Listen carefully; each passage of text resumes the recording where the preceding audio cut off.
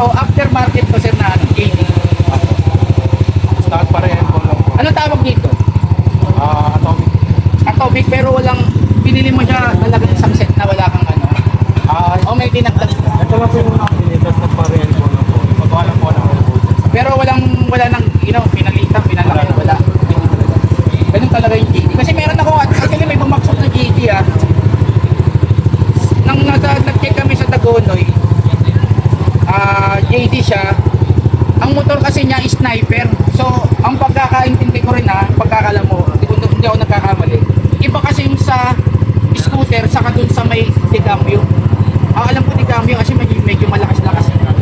Ito, stick pa rin natin sir. Tapos, ang tamang procedure talaga, si sir magka-revolution, titingin na lang yung enforcer natin. Hanggang 2.5 yun. Yan sa RPM, meron siya eh. Yung talagang tamang procedure titingin. Kumare, may dalawang enforcer tapos yung may-ari para as in fair talaga, patas talaga. Yung talaga tamang procedure Hindi tayo talaga manggigipik, no? Hindi tayo magpiperdikip. Tayo talagang bumabagsak, baklas. Ganun lang Ganun lang kasimple. Pag bumagsak, ticket, baklas yung muffler Santa Ana, sumusunod kami sa LTO ng 4136 saka yung sa ordinansa ng 9133 Okay po, sige.